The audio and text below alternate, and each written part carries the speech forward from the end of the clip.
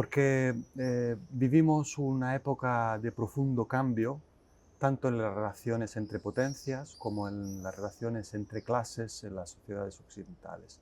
Creo que estos dos movimientos son los que definen este cambio y en ambos casos hay un instinto revanchista.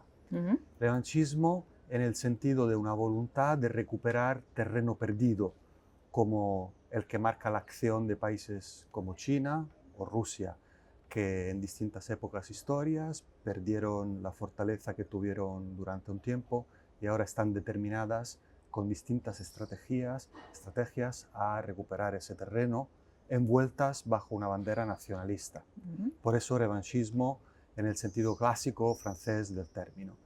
Y en Occidente, en cuanto a la lucha de clase a la que me he referido, también, a mi juicio, hay un componente revanchista.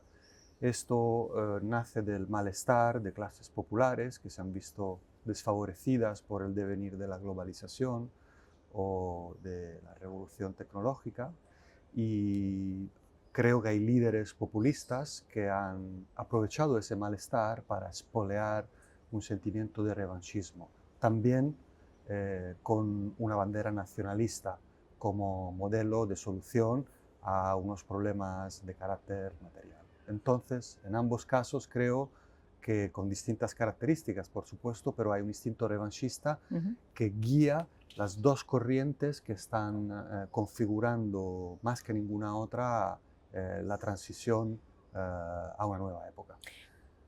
Desde luego China ha avanzado de forma muy decidida, incluso asombrosa diría, en estas últimas décadas, y está conquistando cuotas de poder a gran velocidad.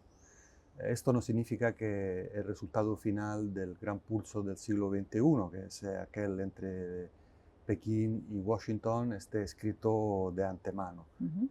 Es una incógnita cómo será el acomodo final, y creo que sería aventurado eh, anticipar una conclusión. En el caso de Rusia, claramente ha logrado ganar terreno durante más de una década. Recordemos la invasión de Georgia, 2008, el inicio de las acciones en Ucrania en 2014, Siria, 2015, distintas actividades en África. Después del colapso de los 90 y el periodo de reconstitución de fuerza de principios de siglo, ha habido un proyecto expansionista que ha cosechado algunos éxitos. Pero evidentemente el elemento clave va a ser el resultado de la invasión a gran escala de Ucrania. Eso Total. determina si el proyecto imperialista de Putin se culminará o si se quedará, digamos, en un resultado insatisfactorio para el Kremlin, sobre todo a la vista de las enormes pérdidas que está sufriendo para perseguir ese intento de reconstrucción de una esfera de influencia que no es otra cosa que el imperialismo. Porque en esos años la OTAN estaba pensando en una ampliación hacia el este, y Vladimir Putin en 2007, en una conferencia importante en la ciudad alemana de Múnich, avisó con mucha claridad de que no aceptaba ese tipo de desarrollo, que no aceptaba un orden mundial hegemonizado por Estados Unidos, Ujú. en el que Occidente, y especialmente la encarnación militar de Occidente, es decir, la OTAN, siguiese avanzando y ampliándose. Entonces avisó en 2007, pero los aliados sustancialmente decidieron ir adelante, lo mismo, con una fórmula que fue la peor de las posibles, porque básicamente aseguraba que Georgia y Ucrania entrarían en la OTAN, pero sin poner ni una fecha clara y ni tampoco ninguna garantía para estos países. Y entonces les expuso a, evidentemente, la acción revanchista del Kremlin. Y no tardó mucho Putin en decidir actuar en Georgia, fue en el verano de 2008, y fue el inicio de esta gran acción de reconstitución de una esfera de influencia, aquella que había colapsado con la caída de la URSS. En efecto, es una cena altamente simbólica por varios motivos. Se reúnen en Moscú en el marzo de 2023, a las 2 semanas, yo creo, de haberse producido la decisión de la Corte Penal Internacional de considerar la emisión de una no, de aprobar la emisión de una orden de detención contra Putin por los hechos de Ucrania. En ese contexto se reúnen y ocurren dos cosas ese día. Por la tarde firman precisamente esa declaración estratégica en la cual tratan de afirmar el principio según el cual democracia y derechos humanos no son valores universales. Luego hay este banquete en una de las salas más históricas y fastuosas del Kremlin, y al final del banquete y al final de la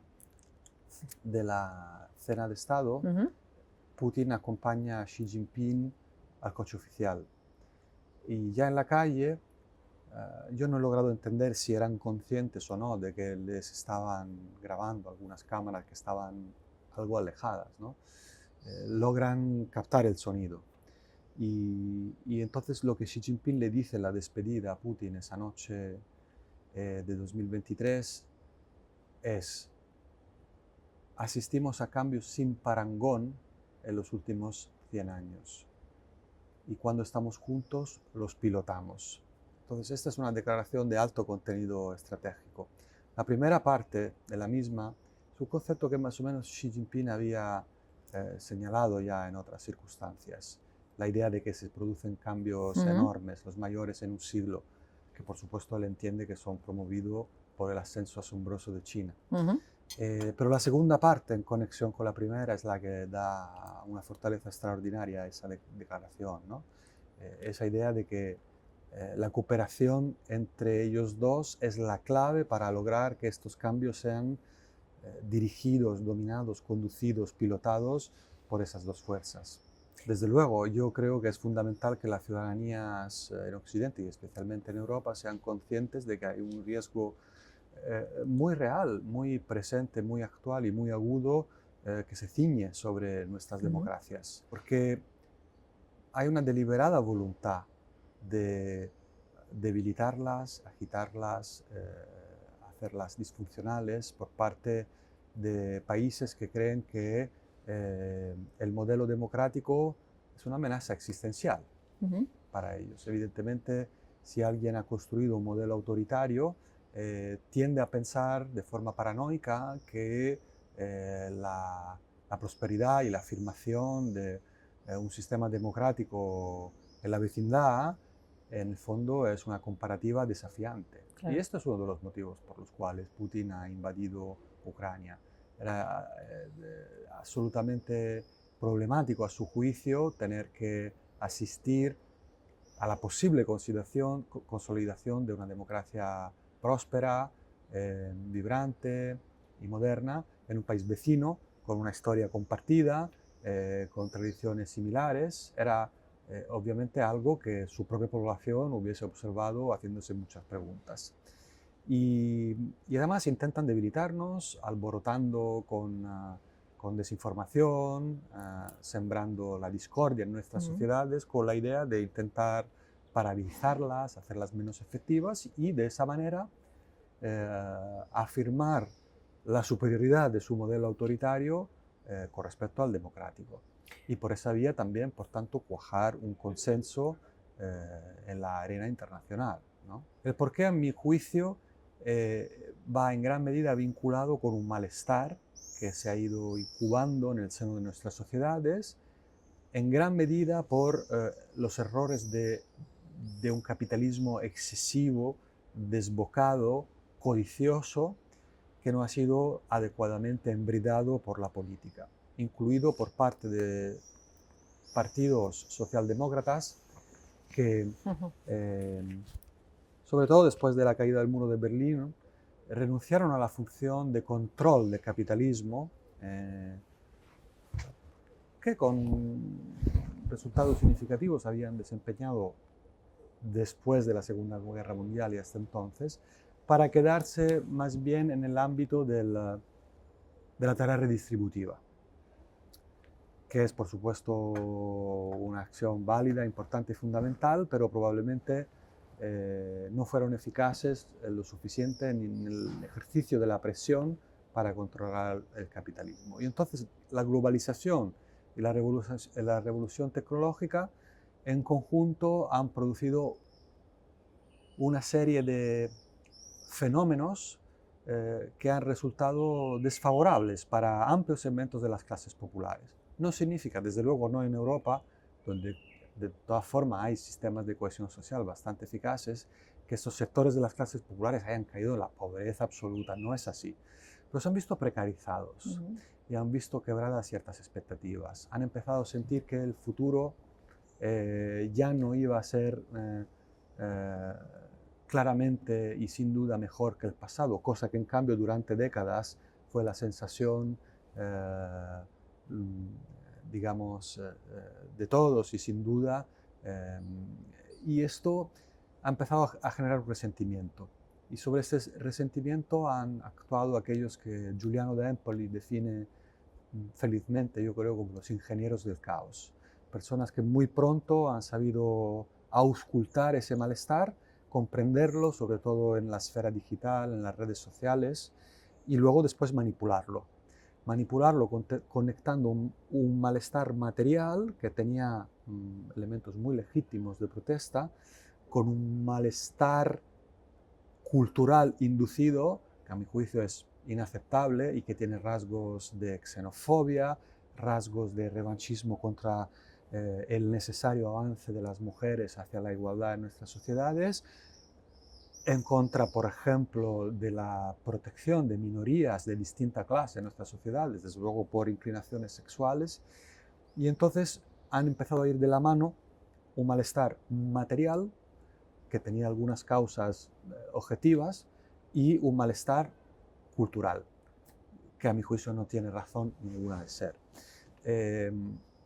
Y entonces, a partir de allí, hay líderes populistas que de la mano de estos ingenieros del caos han empezado a presentar una propuesta política que responde a estas inquietudes con una impugnación del sistema, ¿no? Entonces es una propuesta radical que impugna el sistema post caída del muro de Berlín bajo la bandera del nacionalismo, del soberanismo, xenofobia, más o menos camuflada.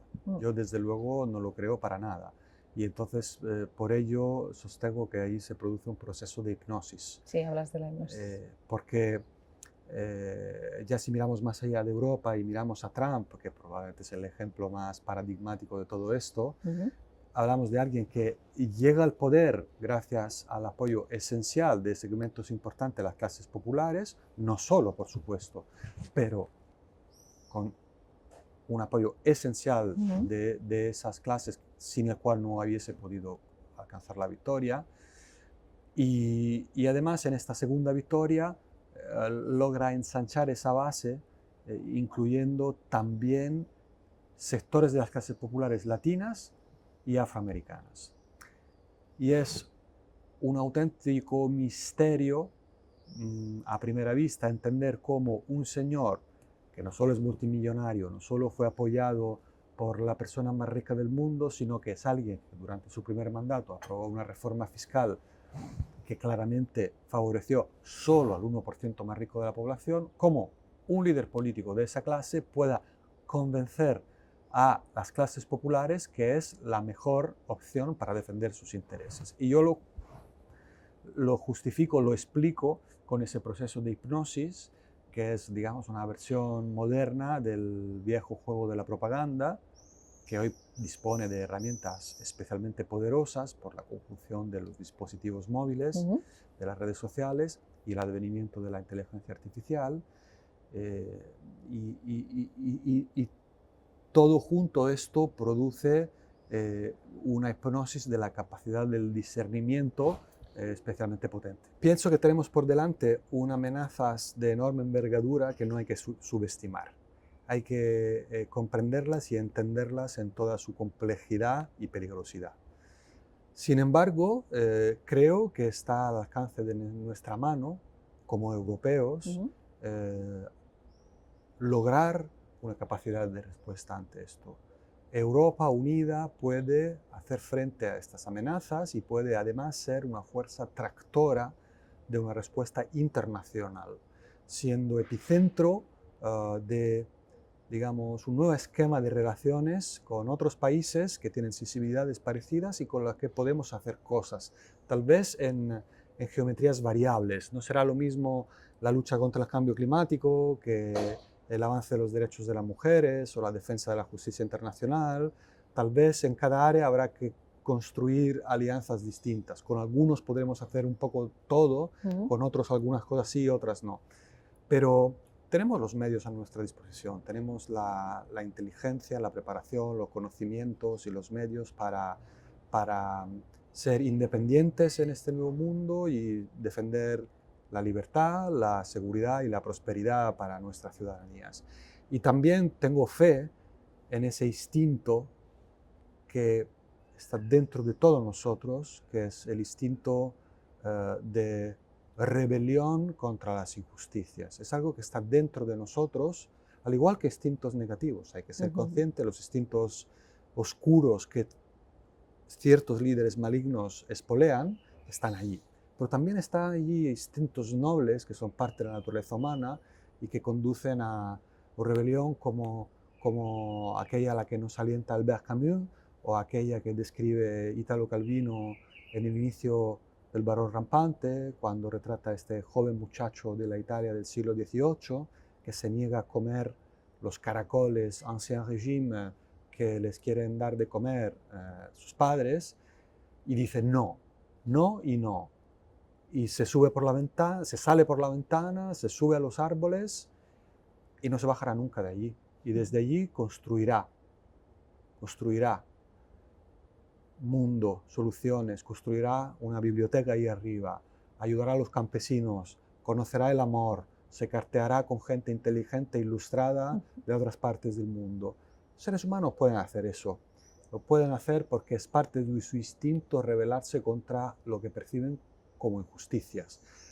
Pero hay que lograr que se perciban claramente las injusticias para desencadenar ese sentimiento de rebelión.